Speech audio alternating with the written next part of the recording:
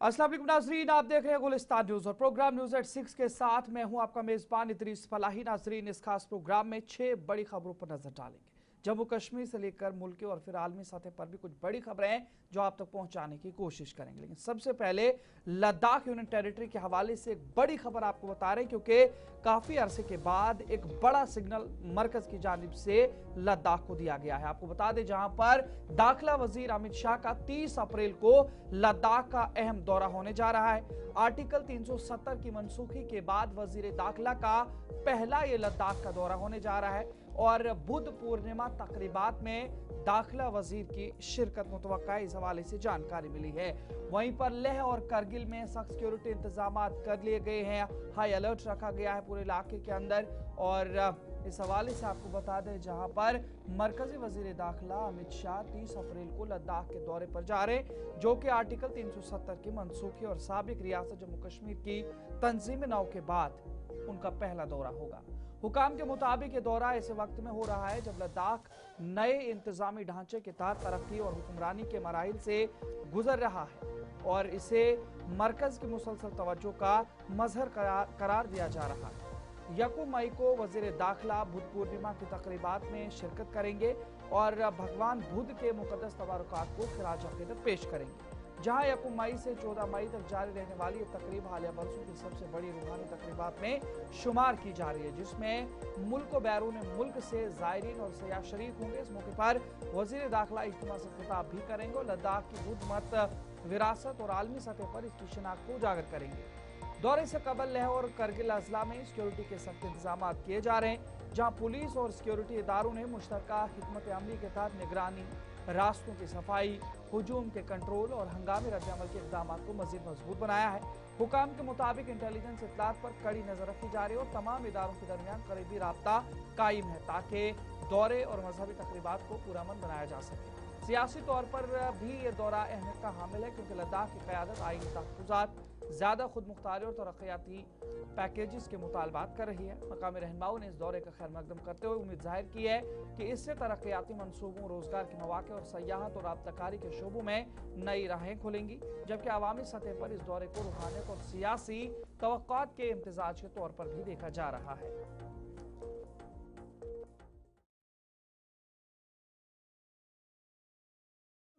अमित शाह लद्दाख के अहम दौर।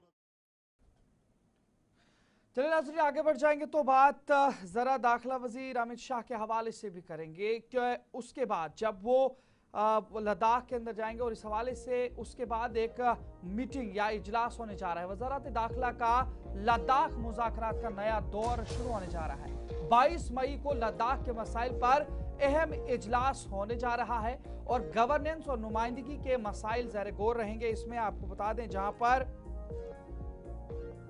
6th शेड्यूल और खुद मुख्तारी के मुतालबात बरकरार हैं लद्दाख के अंदर, और वजीर दाखिला की जानिब से लद्दाख के सियासी और इंतजामी मसाइल पर मुज़ाकरात का नया दौर शुरू करने का फैसला किया गया है। इस हवाले से आपको बता दें, जहां पर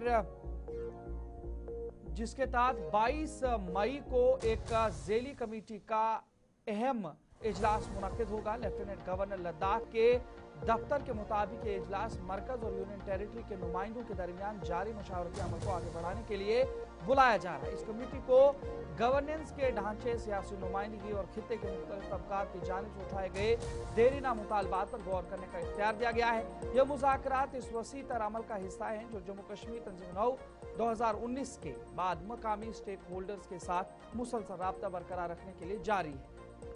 जराये के मुताबिक इस इजलास से लद्दाख को मद्देनजर रखते हुए मरहलावार और मशावरती हिकमत अमली तरतीब देने में मदद मिलेगी।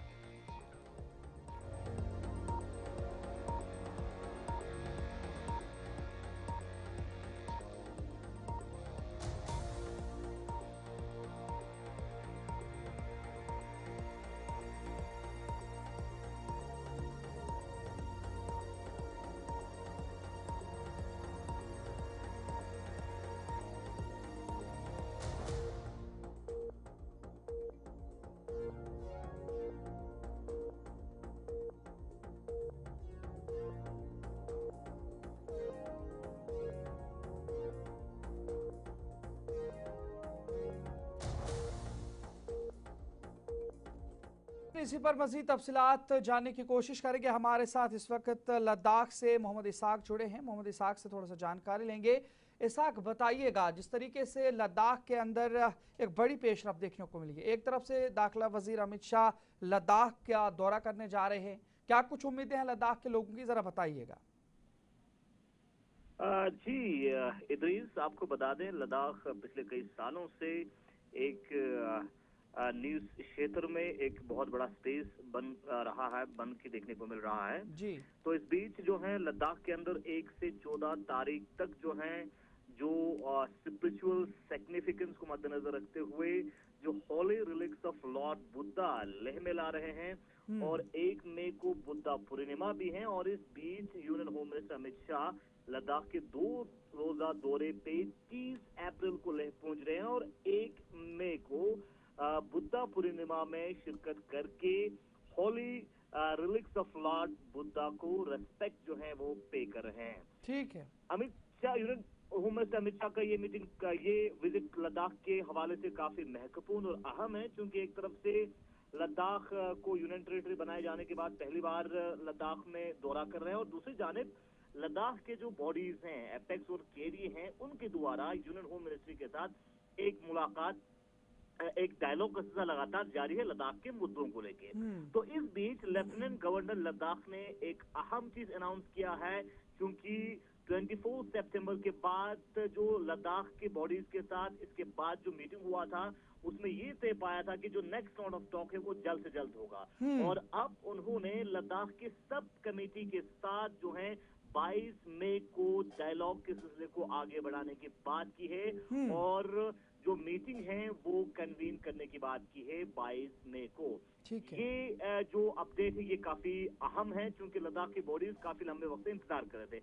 लेकिन इस बीच लेह के अंदर इस वक्त की बड़ी और अहम खबर, लेह एपेक्स बॉडी के द्वारा एक प्रेस कॉन्फ्रेंस करके union home minister Amit Shah के लद्दाख के विजिट को वेलकम करते हुए कहा कि जो नेक्स्ट राउंड ऑफ टॉक है वो लेह में ही union home minister Amit Shah की चेयरमैनशिप में किया जाए। और साथ ही साथ उन्होंने मांग की जैसे 24 सितंबर में लगभग 83 लोगों के ऊपर FIR लगा है, उनके ऊपर जो जितने भी धाराएं लगाए गए हैं उनको पूरी तरह से हटाया जाए। तो ये मांग अभी लगभग 10 मिनट पहले प्रेस कॉन्फ्रेंस करके HPC ने किया है। अब देखने वाली बात अहम है, क्योंकि 22 मई का मीटिंग के ऊपर सभी की नजर रहेगा। इससे पहले 30 मई और 30 अप्रैल और 1 मई को अमित शाह का विजिट, जो होम मिनिस्टर का विजिट काफी अहम है, उसके ऊपर सभी की नजर रहेगा। दूसरी जानिब लद्दाख के अंदर जिस तरह से बुद्धा रेलिक्स ला रहे हैं, लॉर्ड बुद्धा के हवाले से जो स्पिरिचुअल हॉली रेलिक्स लेह के अंदर ला रहे हैं, उसमें पूरे विश्व भर से जो डिवोटीज हैं वो भी शिरकत कर रहे हैं और हजारों की तादाद में लोग लेह के अंदर इस दौरान 1 से 14 मई के दौरान पहुंच सकते हैं। चलिए, बहुत बहुत शुक्रिया मोहम्मद इसाक जानकारी पहुंचाने के लिए। तो नाज़रीन, लद्दाख के हवाले से एक अहम खबर आपको दिखा रहे थे और मोहम्मद इसाक हमें जानकारी पहुंचा रहे थे कि किस तरीके से लद्दाख के अंदर दाखिला वजीर अमित शाह के दौरे को देखा जा रहा है और खासकर लद्दाख के लोगों की जो उम्मीदें हैं, उमंगें हैं, वो अब धीरे धीरे बढ़ना शुरू हो गई है मरकज के साथ, क्योंकि अब बातचीत का दौर भी 22 मई से शुरू होने जा रहा है। लेकिन वहीं पर जब हम आगे बढ़ जाएंगे तो बिहार की बात करेंगे और बिहार के अंदर एक बड़ा फैसला पुलिस इंतजामिया की जानिब से लिया गया है। आपको बता दें, बिहार पुलिस में मजहबी अलामात पर पाबंदी आयद कर दी गई है। ड्यूटी या फराइज के दौरान तिलक, चंदन लगाने पर रोक लगाने के हवाले से इकदाम उठाए जा रहे हैं और गैर जानिबदारी और नज़्म ज़ब्त का मौक़िफ़ पुलिस की जानिब से, इस पर जो पुलिस के आला अफसरान उनकी जानिब से अपनाया गया है मौक़िफ़। फैसले पर बहस भी देखने को मिल रही है, मिला जुला रद्द-ए-अमल है, जहां पर बिहार के डायरेक्टर जनरल ऑफ पुलिस ने पुलिस एहलकारों के लिए दौरान ड्यूटी वर्दी में किसी भी किस्म की मजहबी अलामत के इस्तेमाल पर पाबंदी आयद करने की हिदायत जारी की।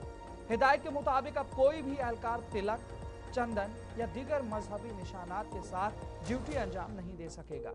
हुकाम का कहना है कि इस इक़दाम का मकसद पुलिस फोर्स में गैर जानिबदारी, नज़्म ज़ब्त और यकसानियत को बरकरार रखना है। इस फैसले पर मुख्तलिफ हलकों में बहस छिड़ गई है, जहां कुछ लोग इसे पेशा वराना तर्ज अमल की जानिब अहम कदम करार दे रहे हैं, जबकि बाज़ इसे जाती इजहार पर पाबंदी समझ रहे हैं। ताहम हुकाम का मौकफ है कि पुलिस के सेकुलर और गैर जानिबदार तशख्खुस को बरकरार रखने के लिए ये इकदाम जरूरी है।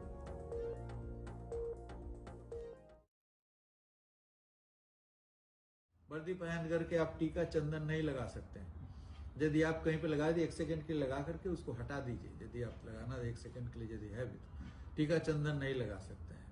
आपको वर्दी यदि पहने हुए हैं तो आप 10 उंगली में अंगूठी नहीं पहन सकते हैं। अलंकरण, किसी भी प्रकार का अलंकरण वर्जित है वर्दी के साथ। तो इन सभी चीजों के लिए सब लिखा हुआ है। इवन महिलाओं के लिए हम लोगों ने आदेश निकाला, उसमें लिखा था कि आप इस प्रकार का यदि यूनिफॉर्म पहने हुए हैं तो आप पूरा कान नाक मुंह में पूरा साज सज्जा डायमंड सोना नहीं पहन सकते हैं, वर्जित है उसमें। हाँ, एक यदि है तो सिंबॉलिक तौर पे सिंपल टाइप का कुछ लगा सकते हैं। ये सभी आदेश निर्गत है और उसको पालन करने के लिए निर्देश दिया। तो चलिए नाज़रीन, वहीं पर आगे बढ़ जाएंगे। बात जरा बैनुल-अक़वामी सतह की जब करेंगे तो ईरान के जो खारजा वजीर हैं, पहले पाकिस्तान इस्लामाबाद आए थे, उसके बाद ओमान गए, लेकिन अब खबर यह है कि वो वापस इस्लामाबाद का दौरा कर सकते हैं। आपको बता दें, जहां पर अब्बास अरागची ने ओमान के सुल्तान से मुलाकात की है। सालूसी की कोशिशों और जारी तनाज़ात पर तबादले ख्याल हुआ है और इस हवाले से आपको बता दें, ओमान को ईरान के मौक़िफ़ से आगाह किया गया है और ईरानी वज़ीर ख़ारजा की इस्लामाबाद वापसी मुतवक्का बताई जा रही है। ईरानी वज़ीर ख़ारजा अब्बास अरागची ने सुल्तान हैशम बिन तारिक से मुस्कत में मुलाकात की है, जिसमें खित्ते की ताज़ा सूरत हाल, सालूसी एमिरेशन की कोशिशों और जारी तनाज़ात के खात्मे के लिए सफारती इक़दाम पर तबादला ख्याल किया गया। मुलाकात के दौरान सुल्तान ओमान को ईरान के मौक़िफ़ से आगाह किया गया, जबकि दोनों जानिब से इस बात पर जोर दिया गया कि मसाइल के हल के लिए मुकालमा और सफारतकारी को तरजीह दी जाए ताकि पायदार अमन की राह हमवार हो सके। अब्बास अरागची ओमान में अहम मुज़ाकरात के बाद एक बार फिर पाकिस्तान का दौरा मुतवक्का है, जहां से वो रूस रवाना होंगे। मीडिया रिपोर्ट्स के मुताबिक ये सफारती दौरा ऐसे वक्त में हो रहा है जब अमेरिका के साथ मुज़ाकरात तातुल का शिकार है और खित्ते में कशीदगी बरकरार है। अब्बास अरागची इससे कबल इस्लामाबाद में वज़ीर आज़म शहबाज शरीफ, आर्मी चीफ आसिम मुनीर और वज़ीर ख़ारजा इसहाक डार से मुलाकातें कर चुके हैं, जहां दो तरफा ताल्लुकात और खित्ते की बदलती सूरत हाल पर तबादले ख्याल किया गया। ईरानी वज़ीर ख़ारजा का कहना था कि उन्होंने जंग के मुस्तकिल खात्मे के लिए ईरान का मौक़िफ़ वाज़ेह कर दिया है और अब ये फैसला वाशिंगटन को करना है कि आया वो सफारतकारी में संजीदा है या नहीं। यह अब्बास अरागची की जानिब से खुलकर वाज़ेह कर दिया गया है।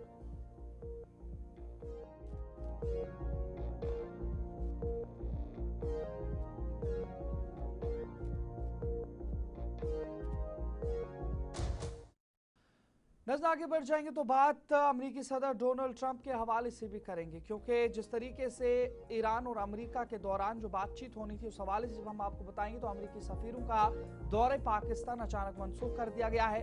ईरान से मुतालिक बातचीत भी मौखर कर दी गई और ट्रंप ने तेहरान की तजवीज़ को नाकाफी करार दिया है। अमेरिका ईरान सफारतकारी पर गैर यकीनी सूरत हाल बरकरार है। वहीं पर आपको बता दें तो अमेरिकी सदर डोनाल्ड ट्रंप ने अमेरिकी सफारती वफद का मुजव्वज़ा दौरे पाकिस्तान अचानक मनसूख कर दिया, जहां ईरान से मुतालिक अहम मुज़ाकरात मुतवक्का थे। ज़राए के मुताबिक यह फैसला ऐसे वक्त में किया गया जब अमेरिका और ईरान के दरमियान बातचीत तातुल का शिकार और ट्रंप ने तेहरान की पेशकश को नाकाफी करार दिया। उसके बाद उन्होंने दावा किया कि ईरान ने मनसूखी के फौरन बाद एक बेहतर तजवीज़ पेश की। इधर ईरानी वज़ीर ख़ारजा अब्बास अरागची ने इस्लामाबाद में आला सिविल और अस्करी क़यादत से मुलाकातें की हैं और ईरान का जामे मौक़िफ़ पेश किया है। पाकिस्तान इस सारे अमल में सालूसी का किरदार अदा कर रहा है। ताहम हालिया पेशरफ्त के बाद अमेरिका और ईरान के दरमियान सफारती कोशिशों पर गैर यकीनी के बादल मंडलाने लगे हैं और तज्ज़ियाकारों के मुताबिक दोनों ममालिक अपने अपने मौक़िफ़ पर कायम हैं, जिसके बायस मुज़ाकरात की बहाली में रुकावटें भी बरकरार हैं।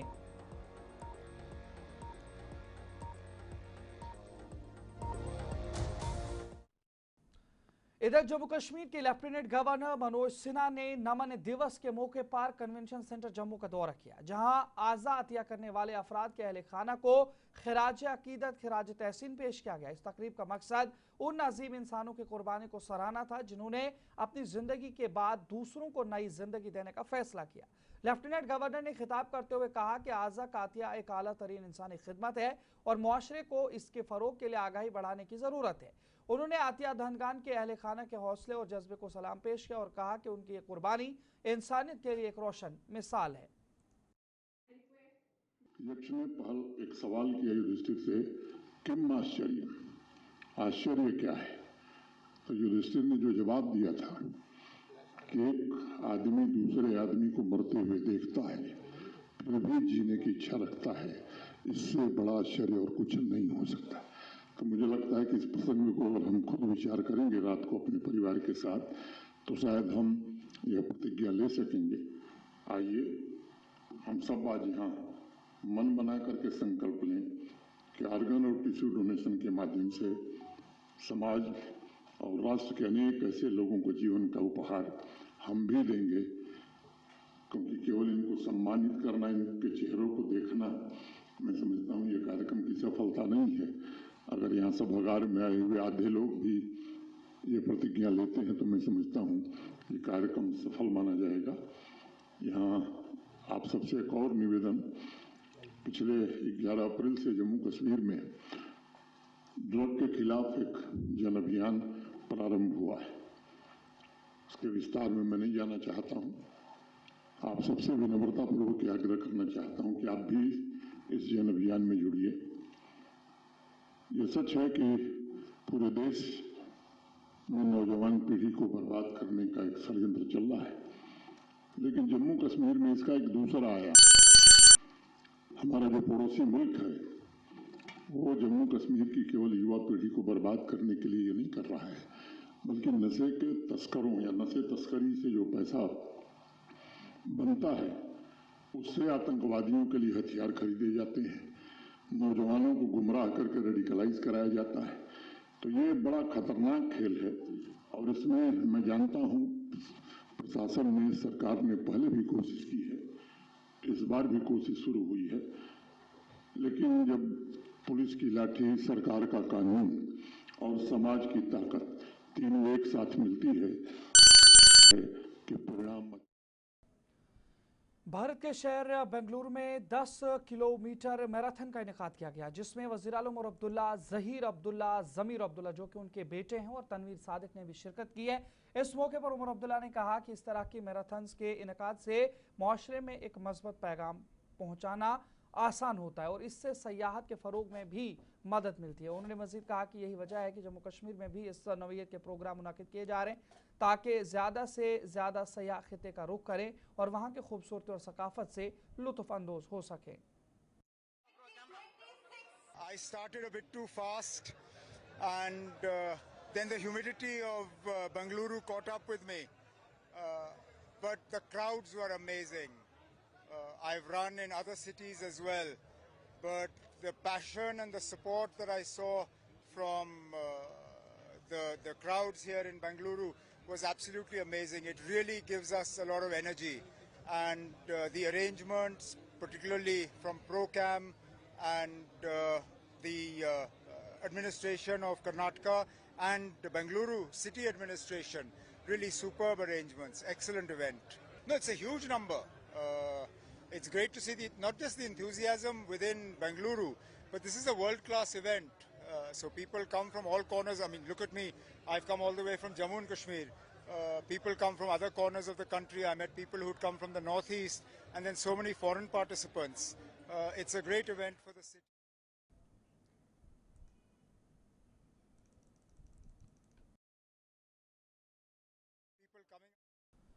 इधर गांदरबल के कमरिया स्टेडियम में पुलिस के जेरे एहतमाम शहीद मुश्ताक अहमद बाबा T20 क्रिकेट टूर्नामेंट शानदार फाइनल के साथ आज इख्तिताम पजीर हो गया है, जिसका इनेकाद जम्मू कश्मीर के उन बहादुर पुलिस शोहदा की याद और खिराज अकीदत पेश करने के लिए किया गया था जिन्होंने फर्ज की अदायगी के दौरान अपनी जानों का नजराना पेश किया। इस मौके पर SSP गांदरबल सुधांशु धामा, DYSP उमर इरफान और रविंदर कुमार ने शिरकत की और खिलाड़ियों और शायकीन की हौसला अफजाई की, जबकि सीनियर अफसरान, मुअज़्ज़ज़ शहरियों और बड़ी तादाद में लोगों ने सनसनीखेज फाइनल मैच देखा। शहीद मुश्ताक अहमद बाबा के अहले खाना की मौजूदगी ने तकरीब को जज्बाती रंग दिया और इस टूर्नामेंट को जम्मू कश्मीर के शोहदा की अजीम कुर्बानियों की याद में एक अहम इक़दाम करार दिया गया।